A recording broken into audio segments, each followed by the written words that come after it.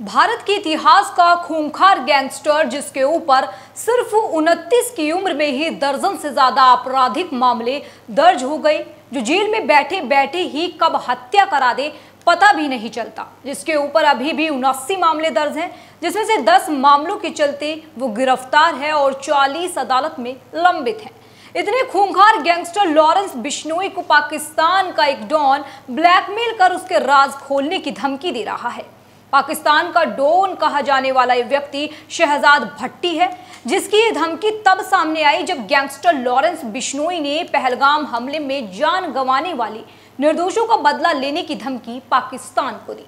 भारत और पाकिस्तान के बीच बढ़ते तनाव के साथ ही अब अंडरवर्ल्ड की दुनिया में भी भूचाल आ गया है।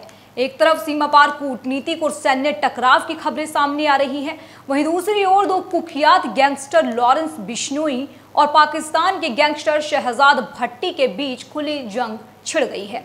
जोन की बात चौंकाने वाली है, जिसमें वो ये कह रहा है कि सिद्धू मूसेवाला की हत्या के राज खोल दूंगा, मजबूर मत करो कि मैं बाबा सिद्दीकी को मरवाने में किस पॉलिटिशियन का हाथ था, ऑडियो और वीडियो सबूत मीडिया के सामने रख दूं।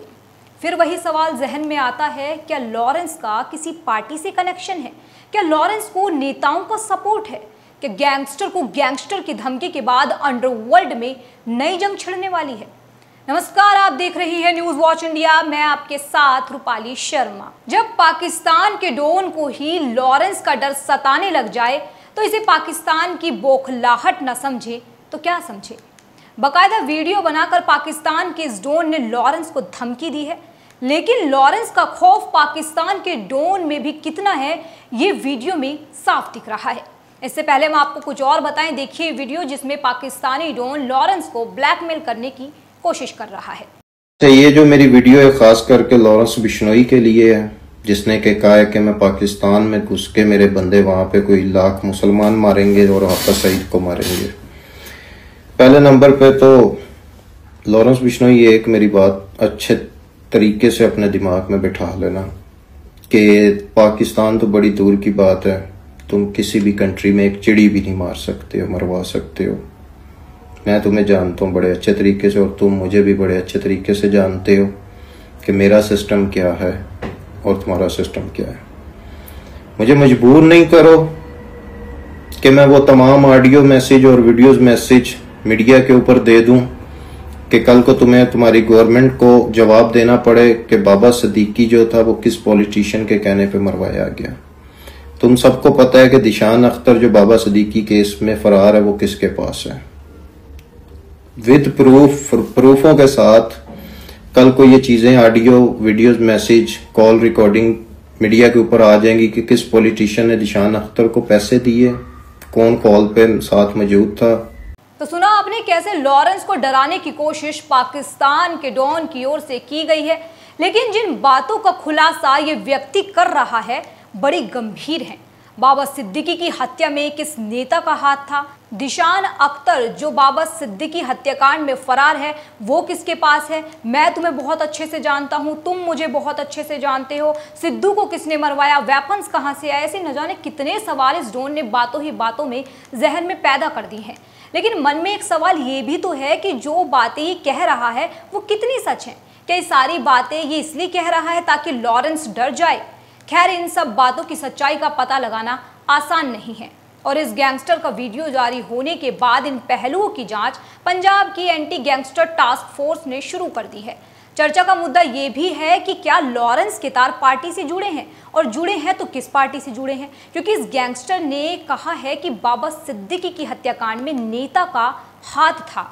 बहरहाल कहीं ना कहीं लोगों को लगता है कि लॉरेंस को केंद्र सरकार यानी बीजेपी का सपोर्ट मिल रहा है।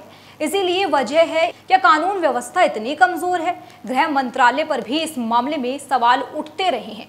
बाबा सिद्दीकी हत्याकांड में पार्टी कनेक्शन पर एक्टर कमाल राशिद खान ने तो पोस्ट तक की थी, जिसमें उन्होंने लिखा था, लॉरेंस बिश्नोई इज अ देशभक्त after doing so many crimes also, therefore no agency और police is allowed to meet him, so it has proved again that nobody is a terrorist in this world, only time politics decide who is innocent और terrorist और देशभक्त। मतलब Lawrence को देशभक्त बताकर सरकार पर खान ने निशाना साधा है कि सिर्फ समय और राजनीति तय करती है कि कौन आतंकवादी है, कौन देशभक्त है और कौन इनोसेंट। लेकिन लॉरेंस के तार अगर वाकई केंद्र सरकार से जुड़े हैं तो ये पाकिस्तानी गैंगस्टर शहजाद भट्टी ये क्यों कह रहा है कि अगर मैंने ऑडियो वीडियो मीडिया के हवाले कर दिए तो तुम्हें सरकार को जवाब देना पड़ जाएगा। अब ये तो अंदर की बात है जो हमारी पहुंच से बाहर है। बहरहाल गैंगस्टर शहजाद भट्टी की धमकी में वो ये भी कह रहा है कि पाकिस्तान तो दूर की बात, लॉरेंस एक चिड़िया भी किसी देश की नहीं मार सकता, मरवा भी नहीं सकता। जनाब ये भी कह रहा है कि पाकिस्तान को सब पता है मैं क्या करता हूं, और लॉरेंस को चेतावनी ये भी दे रहा है कि अगली बार मेरे मुल्क के लिए, पाकिस्तान भाइयों के लिए ऐसी बात निकालने के लिए 1000 बार सोचें। यहाँ पर दो बातें मन में आती हैं कि अगर पाकिस्तानी सरकार को, आवाम को ये पता है कि ये गैंगस्टर क्या करता है तो इस पर कार्यवाही क्यों नहीं करती। दूसरी बात ये कह रहा है कि लॉरेंस बिश्नोई एक चिड़िया भी नहीं उड़ा सकता किसी कंट्री की। तो हम बता दें कि जो बिश्नोई का नेटवर्क है वो देश ही नहीं बल्कि विदेशों तक फैला हुआ है और दुनिया के 6 देशों में इसके गैंग हैं। खैर लॉरेंस गैंग का इस पर कोई रिएक्शन आएगा या नहीं आएगा कह नहीं सकते, लेकिन अब आपको वो वीडियो भी दिखाते हैं जिसमें गैंगस्टर भी लॉरेंस की तरह ही देश प्रेमी, गरीबों का मसीहा, धर्म पर मरने वाले बनने की कोशिश कर रहा है। मेरे मुल्क पे या मेरे किसी अदारे पे बात आएगी तो मैं नहीं बर्दाश्त करूंगा। कभी जिंदगी में मैं सारी जिंदगी का टाइम देता हूं। मुझे मरवाना हुआ तो बंदे अपने लॉरेंस बिश्नोई उनको कहना मुझे फोन करके आए कि हम तुम्हें मारने आ रहे हैं। पीठ के पीछे जो है कि वो गिद्दड़ आते होते हैं, मर्द नहीं आते होते हैं। मेरी अभी मूंछ नहीं आई थी जब से मैं गोलियों की आवाजें सुनता आ रहा हूं और लड़ते आ रहे हैं हम लोग। मेरे अंदर एक मुसलमान का खून है। सबसे पहले इस्लाम है, फिर पाकिस्तान है, फिर मेरे अदारे हैं, उसके बाद मेरा सक्का भाई है। ठीक है, तो जब बाहर आओगे, जिनकी अभी उंगलियों पे तुम नाच रहे हो, यही तुम्हारा नुकसान खुद करेंगे जब इनका मतलब पूरा हो जाएगा। जब जेल से बाहर आओगे, मैदान में आके खुद लड़ना, पता चल जाएगा मर्द होता क्या है, बदमाश होता क्या है, डॉन होता क्या है। कितने कमाल की बात है ना, गैंगस्टर पहले हत्या, रंगदारी जैसे अपराधों में लिप्त रहते हैं, फिर ये भी दिखाने की कोशिश करते हैं कि वो गरीबों के मसीहा हैं। अगर वाकई मसीहा है तो क्यों अमन चैन से ना तो रहते हैं और ना रहने देते हैं। ये तो वही बात है कि गुजरे ज़माने में डाकू भी गरीबों का मसीहा बनकर ऐसी इमेज बनाते थे और खुद को रॉबिन हुड साबित करने में लगे रहते थे। बिल्कुल इसी राह पर गैंगस्टर चलते दिख रहे हैं। बहरहाल इन धमकियों से क्या अंडरवर्ल्ड में एक नया खतरा दस्तक देगा, इस पर आप अपनी क्या राय रखते हैं हमें कमेंट सेक्शन में ज़रूर बताएं। बाकी देश और दुनिया की तमाम ऐसी खबरों के लिए देखते रहिए न्यूज़ वॉच इंडिया। मेरा नाम रूपाली शर्मा है, शुक्रिया।